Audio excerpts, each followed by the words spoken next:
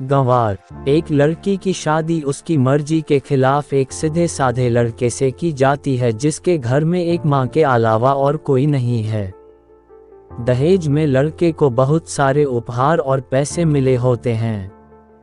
लड़की किसी और लड़के से बेहद प्यार करती थी और लड़का भी। लड़की शादी होके आ गई अपने ससुराल। सुहागरात के वक्त लड़का दूध लेके आता है तो दुल्हन सवाल पूछती है अपने पति से। एक पत्नी की मर्जी के बिना पति उसको हाथ लगाए तो उसे बलात्कार कहते हैं या हक। पति, आपको इतनी लंबी और गहरी जाने की कोई जरूरत नहीं है, बस दूध लाया हूँ पी लीजिएगा, हम सिर्फ आपको शुभ रात्रि कहने आए थे कह के कमरे से निकल जाता है। लड़की मन मार कर रह जाती है क्योंकि लड़की चाहती थी कि झगड़ा हो ताकि मैं इस गंवार से पीछा छुटा सकूं। है तो दुल्हन मगर घर का कोई भी काम नहीं करती, बस दिन भर ऑनलाइन रहती और न जाने किस किस से बातें करती। मगर उधर लड़के की माँ बिना शिकायत के दिन भर चूल्हा चौका से लेकर घर का सारा काम करती मगर हर पल अपने होठों पर मुस्कुराहट लेके फिरती। लड़का एक कंपनी में छोटा सा मुलाजिम है और बेहद ही मेहनती और ईमानदार। करीब महीने भर बीत गए मगर पति पत्नी अब तक साथ नहीं सोए। वैसे लड़का बहुत शांत स्वभाव वाला था इसलिए वह ज्यादा बातें नहीं करता था, बस खाने के वक्त अपनी पत्नी से पूछ लेता था कि कहाँ खाओगी, अपने कमरे में या हमारे साथ। और सोने से पहले डायरी लिखने की आदत थी जो वह हर रात को लिखता था। ऐसे लड़की के पास एक स्कूटी था, वह हर रोज बाहर जाती थी पति के ऑफिस जाने के बाद और पति के वापस लौटते ही आ जाती थी। छुट्टी का दिन था, लड़का भी घर पे ही था तो लड़की ने अच्छे भले खाने को भी गंदा कह के माँ को अपशब्द बोल के खाना फेंक देती है मगर वह शांत रहने वाला उसका पति अपनी पत्नी पर हाथ उठा देता है मगर माँ अपने बेटे को बहुत डांटती है। इधर लड़की को बहाना चाहिए था झगड़े का जो उसे मिल गया था। वह पैर पटकती हुई स्कूटी लेके निकल पड़ती है। लड़की जो रोज घर से बाहर जाती थी वह अपने प्यार से मिलने जाती थी। लड़की भले टूटकर चाहती थी लड़के को मगर उसे पता था कि हर लड़की की एक हद होती है जिसे इज्जत कहते हैं, वह उसको बचाए रखी थी। इधर लड़की अपने प्यार के पास पहुंचकर कहती है, अब तो एक पल भी उस घर में नहीं रहना है मुझे। आज गंवार ने मुझ पर हाथ उठा के अच्छा नहीं किया। लड़का, अरे तुमसे तो मैं कब से कहता हूँ कि भाग चलो मेरे साथ कहीं दूर मगर तुम हो कि आज कल पे लगी रहती हो। लड़की, शादी के दिन मैं आई थी तो तुम्हारे पास, तुम ही ने तो लौटाया था मुझे। लड़का, खाली हाथ कहाँ तक भागोगे, तुम ही बोलो। मैंने तो कहा था कि कुछ पैसे और गहने साथ ले लो, तुम तो खाली हाथ आई थी।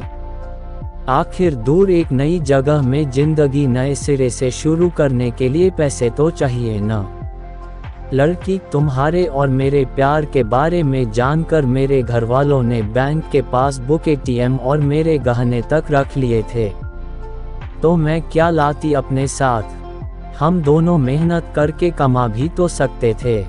लड़का, चला कर इंसान पहले सोचता है और फिर काम करता है।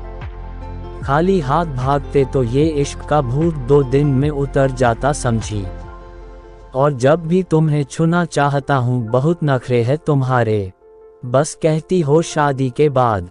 लड़की, हाँ शादी के बाद ही अच्छा होता है ये सब और सब तुम्हारा तो है। मैं आज भी एक कुंवारी लड़की हूँ, शादी करके भी आज तक उस गंवार के साथ सो न सकी क्योंकि तुम्हें ही अपना पति मान चुकी हूँ, बस तुम्हारे नाम की सिंदूर लगानी बाकी है। बस वह लगा दो, सब कुछ तुम अपनी मर्जी से करना। लड़का, ठीक है मैं तैयार हूँ, मगर इस बार कुछ पैसे जरूर साथ लेके आना। मत सोचना हम दौलत से प्यार करते हैं, हम सिर्फ तुमसे प्यार करते हैं, बस कुछ छोटी मोटी बिजनेस के लिए पैसे चाहिए। लड़की, उस गंवार के पास कहाँ होगा पैसा, मेरे बाप से 3 लाख रुपए ऊपर से मारुति कार ली है, बस कुछ गहने हैं वह लेके आओगी आज। लड़का लड़की को होटल का पता देकर चला जाता है। लड़की घर आके फिर से लड़ाई करती है, मगर अफसोस वह अकेली चिल्लाती रहती है, उससे लड़ने वाला कोई नहीं था। रात 8 बजे लड़के का मैसेज आता है व्हाट्सएप पे कि कब आ रही हो। लड़की जवाब देती है सब्र करो, कोई सोया नहीं है, मैं 12 बजे से पहले पहुंच जाऊंगी क्योंकि यहाँ तुम्हारे बिना मेरी सांसें घुटती है। लड़का ओके जल्दी आना, मैं होटल के बाहर खड़ा रहूंगा, बाय। लड़की अपने पति को बोल देती है कि मुझे खाना नहीं चाहिए, मैंने बाहर खा लिया है, इसलिए मुझे कोई परेशान न करे। इतना कह के दरवाजा बंद करके अंदर आती है कि पति बोलता है कि वह अलमारी से मेरी डायरी दे दो, फिर बंद करना दरवाजा, हम परेशान नहीं करेंगे। लड़की दरवाजा खोले बिना कहती है कि चाबियां दो अलमारी की। लड़का तुम्हारे बिस्तर के पैरों तले है चाबी। मगर लड़की दरवाजा नहीं खोलती बल्कि जोर जोर से गाना सुनने लगती है। बाहर पति कुछ देर दरवाजा पीटता है, फिर हार कर लौट जाता है।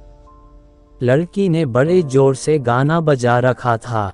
फिर वह अलमारी खोल के देखती है जो उसने पहली बार खोला था, क्योंकि वह अपना सामान अलग अलमारी में रखती थी। अलमारी खोलते ही हैरान रह जाती है।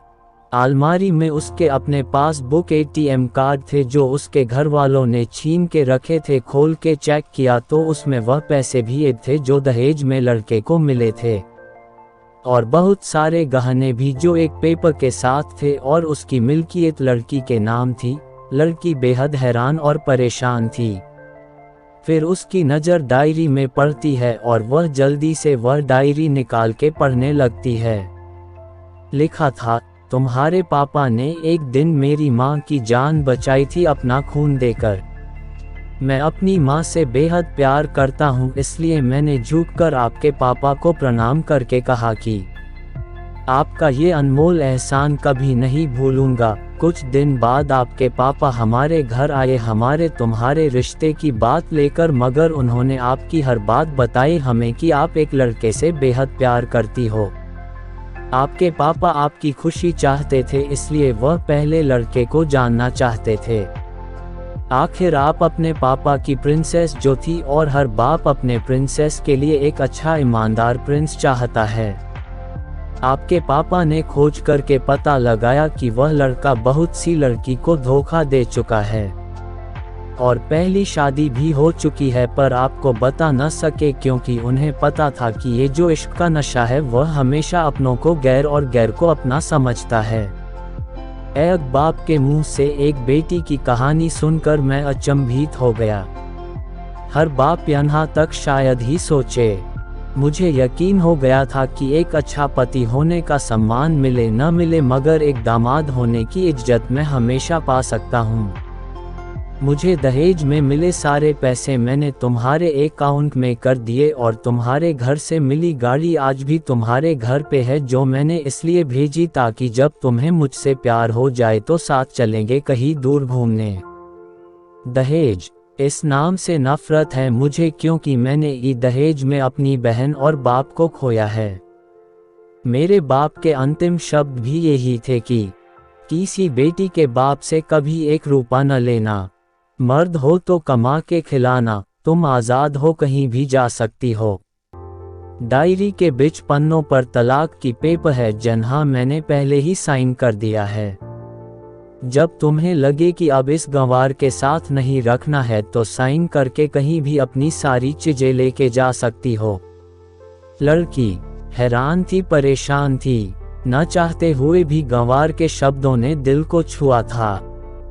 न चाहते हुए भी गंवार के अनदेखे प्यार को महसूस करके पलकें नम हुई थी।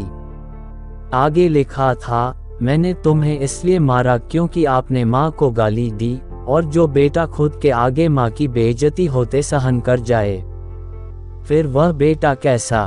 कल आपके भी बच्चे होंगे, चाहे किसी के साथ भी हो, तब महसूस होगी माँ की महानता और प्यार। आपको दुल्हन बना के हम सफ़र बनाने लाया हूँ, जबरदस्ती करने नहीं। जब प्यार हो जाए तो भरपूर वसूल कर लूँगा आपसे। आपके हर गुस्ताखी का बदला हम शिद्दत से लेंगे हम आपसे। गर आप मेरी हुई तो बेपनाह मोहब्बत करके किसी और की हुई तो आपके हक में दुआएं मांग के लड़की का फ़ोन बज रहा था जो वाइब्रेशन मोड पे था। लड़की अब दुल्हन बन चुकी थी। पलकों से आंसू गिर रहे थे। सिसकते हुए मोबाइल से पहले सिम निकाल के तोड़ा, फिर सारा सामान जैसा था वैसे रख के न जाने कब सो गई पता नहीं चला। सुबह देर से जागी तब तक गंवार ऑफिस जा चुका था। पहले नहा धोकर साड़ी पहनी, लंबी सी सिंदूर डाली अपनी मांग में, फिर मंगलसूत्र। जबकि पहले एक टीकी जैसी साइड पे सिंदूर लगाती थी ताकि कोई लड़का ध्यान न दे, मगर आज 10 किलोमीटर से भी दिखाई दे ऐसी लंबी और गाढ़ी सिंदूर लगाई थी दुल्हन ने। फिर किचन में जाके सासू माँ को जबरदस्ती कमरे में लेके तैयार होने को कहती है और अपने गंवार पति के लिए थोड़े नमकीन, थोड़े हलवे और चाय बना के अपनी स्कूटी में सासू माँ को जबरदस्ती बिठाकर, जबकि कुछ पता ही नहीं है उनको कि बहू आज मुझे कहाँ ले जा रही है, बस बैठ जाती है। फिर रास्ते में सासू माँ को पति के ऑफिस का पता पूछकर ऑफिस पहुँच जाती है। पति हैरान रह जाता है पत्नी को इस हालत में देखकर। पति, सब ठीक तो है ना माँ? मगर माँ बोलती इससे पहले पत्नी गले लगाकर कहती है कि अब सब ठीक है, I love you forever. Office के लोग सब खड़े हो जाते हैं तो दुल्हन कहती है कि मैं इनकी धर्मपत्नी हूँ, बनवास गई थी, सुबह लौटी हूँ, अब 1 महीने तक मेरे पतिदेव ऑफिस में दिखाई नहीं देंगे ऑफिस के लोग। दुल्हन, क्योंकि हम लंबी छुट्टी पे जा रहे साथ साथ। पति, पागल। दुल्हन, आपके सादगी और भोलेपन ने बनाया है। सभी लोग तालियां बजाते हैं और दुल्हन फिर से लिपट जाती है अपने गंवार से, जहाँ से वह दोबारा कभी भी छूटना नहीं चाहती। तारांकन बड़े कड़े फैसले होते हैं कभी कभी हमारे अपनों की, मगर हम समझ नहीं पाते कि हमारे अपने हमारी फिक्र खुद से ज़्यादा क्यों करते हैं। तारांकन माँ बाप के फैसलों का सम्मान करे, क्योंकि ये 2 ऐसे शख्स हैं जो आपको हमेशा दुनियादारी से ज़्यादा प्यार करते हैं।